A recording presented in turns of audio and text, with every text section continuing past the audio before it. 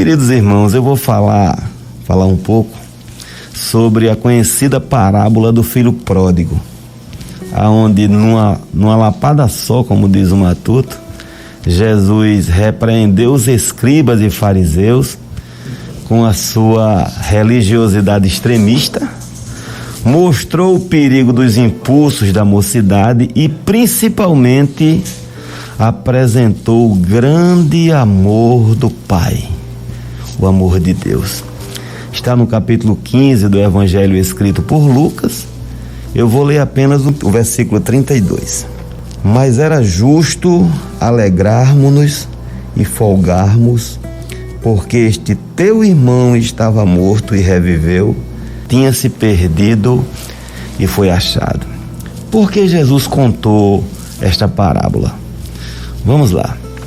Os escribas, especialistas em copiar, em ler, interpretar as leis, juntamente com os fariseus, religiosos judeus extremamente formalistas, eles censuraram Jesus porque Jesus estava pregando para publicanos, cobradores de impostos desonestos e considerados também traidores da pátria, e Jesus pregando também para outros pecadores. Aquilo os aborreceu.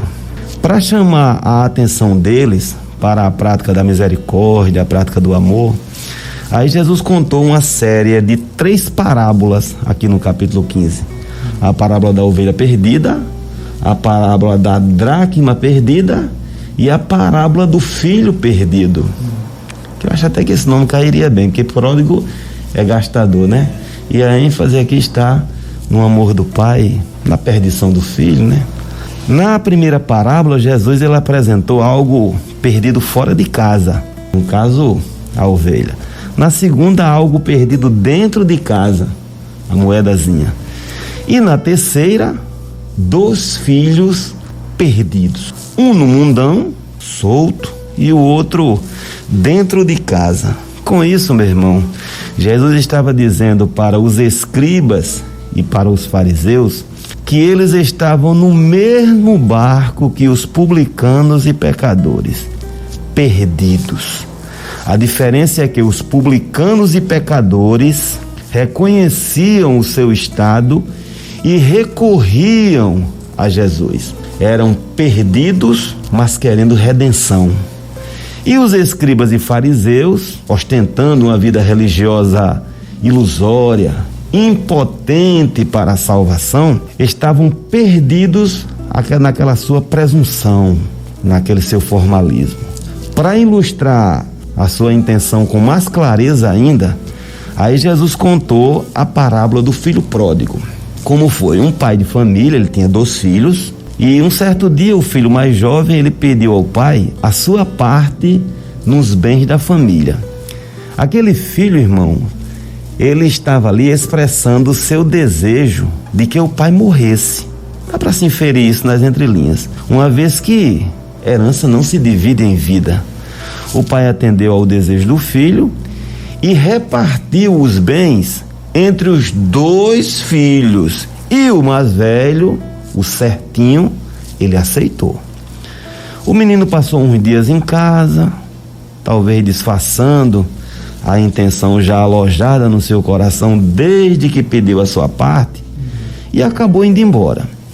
Ele não aguentava mais, meu irmão, as regras da família. Às vezes a juventude tem essas coisas que viram o seu coração, né? Os hormônios estão a 1000 por hora e ali impulsionaram aquele jovem a querer experimentar os prazeres profanos, as depravações da vida. E isso tem um preço altíssimo. Aquela vida quieta com o pai, sem escândalos, estava ali entediando, sabe?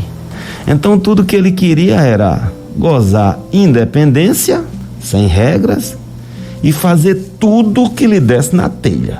É possível que, dado o caráter íntegro do pai, o jovem vivesse uma vida de comunhão com Deus naquele lar e até soubesse, naquele momento que ele intencionou sair, que estava fazendo errado. Ele sabia que estava agindo de forma perigosa, mas ele não resistiu. Ele não resistiu aos apelos do seu coração e deixou a casa.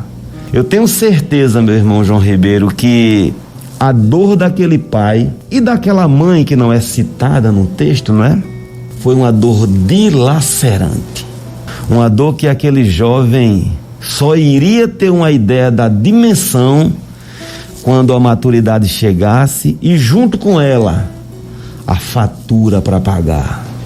Porque é assim a lei da colheita segundo a semente plantada. Porque o remorso é torturante, viu? Ele foi viver muito distante da família então e devido à sua vida devassa, a vida que ele havia escolhido, ele desperdiçou tudo o que havia recebido. Por isso, filho pródigo, né? Filho esbanjador. Para piorar ainda a sua situação, o lugar que ele havia escolhido para viver entrou numa tremenda escassez de alimento. Tira um fino aí. A gente sabe que na lei da oferta e da procura, quando falta um produto de primeira necessidade, o seu preço sobe sem misericórdia, não é? Vai lá para cima. E isso acabou raspando, sabe? O restinho do dinheiro que o rapaz talvez ainda tivesse. Para não morrer de fome, ele se empregou numa fazenda para tratar dos porcos daquela fazenda. Animal considerado imundo pelos judeus e, segundo aquele episódio de Jesus com o homem lá de Gadara, o demoniado de Gadara, foi para os porcos que os demônios pediram para ir, não é? E me parece que o salário não era um salário muito generoso, não. Uma vez que ele desejava comer a comida dos porcos. Significa que ele estava passando privações ainda. Ora, o país estava numa fome tremenda. A situação ficou tão caótica que forçou, o amor de Deus é tremendo, forçou aquele jovem a atinar, a cair em si e atinar na besteira que havia feito. Foi quando ele se lembrou da fartura que ele tinha deixado para trás na casa do seu pai. Aqui é mencionado num texto a abundância de pão, mas com certeza havia ali fartura de afeto. Com certeza, a forma como o pai o recebeu. E numa atitude sábia, aquele jovem, ele já colocou o plano de retorno, sabe, em prática. Vou voltar para casa, vou confessar o meu pecado contra Deus e contra meu pai. Vou lançar meu coração quebrantado, confessando que não mereço nem ser chamado de filho. E ainda vou suplicar ao meu pai para me aceitar, mesmo que seja como funcionário da fazenda. Aquele jovem, ainda jovem, graças a Deus, né? Ele foi ao seu pai. Só que o pai lhe aguardava, irmão Amailson, de uma forma tremenda, dia após dia. A gente vai ver os sinais disso aí. O velho experiente, ele sabia que aquele filho, como diz o sertanejo, ia dar com os burros d'água. Ele ia se decepcionar de forma muito, muito forte. Então, quando ele avistou o jovem de longe, diz o texto que ele se moveu de íntima compaixão. Os originais dizem que comoveram-se as suas entranhas. Tamanho era a dor de ver um filho naquela situação. Ele correu, se lançou ao pescoço do filho e abraçou, de uma forma como só um pai amoroso abraça. O filho, então, ele iniciou ali a confissão, com as mesmas palavras que ele havia ensaiado. Agora veja só: Pai, pequei contra o céu e pequei também perante ti, e já não sou digno de ser chamado teu filho. Só que o amor, a alegria demonstrado pelo pai foi tão intenso, devido ao retorno do filho, né, que sufocou a parte final que ele havia planejado. Então o jovem, constrangido, ele evitou de falar: trata-me como um dos teus empregados. Veja que é omitido aqui, ele não fala. O velho imediatamente mandou os empregados vesti-lo da melhor roupa. A gente vê que havia várias esperando ele. Roupa não era um artigo barato naquela época. Mandou colocar um anel na sua mão. Anel é um círculo, né? Então a gente vê aqui como não foi num dedo, era uma espécie de pulseira de honra que ele estava recebendo ali. Mandou matar o bezerro cevado. Não é um, é o. Então a gente vê que a definição do artigo aqui, o, mostra que sempre havia um bezerrinho, um gado novo, da carne macia, sendo preparado, engordado para aquele momento, aguardado com ânsia pelo pai, esperança pelo pai. Foi uma festa. Mas o filho mais velho, aquele que permaneceu em casa, quando ele soube o motivo da comemoração, ele emburrou e não quis entrar dentro de casa. Foi, mas o bode não quis entrar de jeito nenhum. O texto diz que ao saber dessa situação, aí o pai foi lá e instava para ele entrar. Essa insistência em estar, originalmente, quer dizer auxiliar, dando forças a ele, fazendo trocar de ideia, consolando, confortando com rogos. Será que esse pai era amoroso? Esse pai aqui, ele é uma trisca, uma nesgazinha do grande amor de Deus. Que pai amoroso. O filho mais velho, meu irmão, que na parábola representa os fariseus, os religiosos que se arvoram na sua pretensa piedade, se apoiam como se isso fosse lhe conduzir à eternidade de gozo.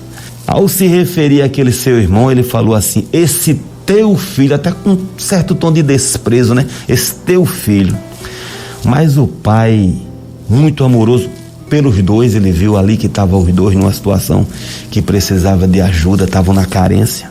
Ele se aproximou do jovem e legitimou a festa, o ato dessa forma: filho, esse teu irmão, tá entendendo aí a chamada à consciência? Filho, esse teu irmão, ele tinha ouvido, esse teu filho, né? Estava morto e reviveu. Tinha se perdido e foi achado. Um amor desta magnitude, muitas vezes, lamentavelmente, só se reconhece quando o pai está num túmulo.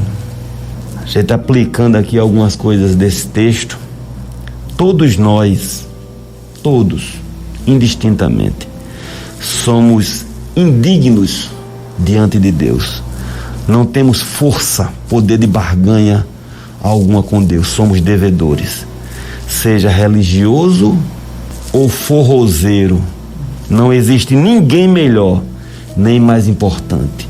Somente, unicamente, o arrependimento sincero nos declarará justos.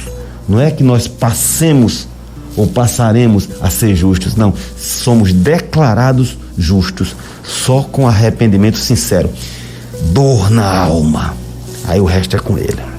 A mocidade, nós que já fomos jovens, ela é cheia de impulsos, mas o jovem sábio, ele pede a Deus, ele ora a Deus, está ouvindo, jovem? Para lhe dar freio nos impulsos. Uma outra coisa que a gente pode ver aqui é que quem esbanja, quem gasta acima do limite, com certeza sofrerá carência amanhã. Uma outra coisa, uma vez que o pai desse filho pródigo permitiu que ele saísse de casa, não é? Não insistiu, fique, não. Ele viu ali, discerniu que a situação era uma coisa daquele jovem com Deus.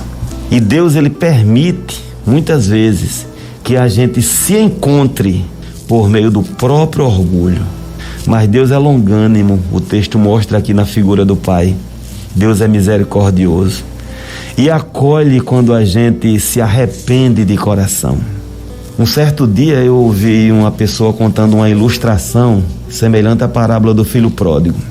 Um filho semelhante a este aqui, ele saiu de casa e lá na frente ele atinou, caiu em si, e ele mandou um telegrama para o pai dizendo que iria voltar se o pai o aceitasse.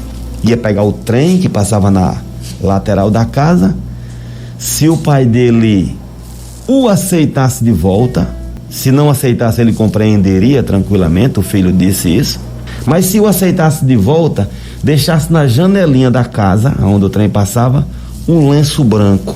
500 metros antes de chegar em casa, todas as árvores estavam com lençol branco. Uma coisa que eu e você, meu irmão, precisa é vigiar para não agir igual ao filho mais velho, porque Deus, ele ama todos igualmente, porque Deus, ele é amor. Amém?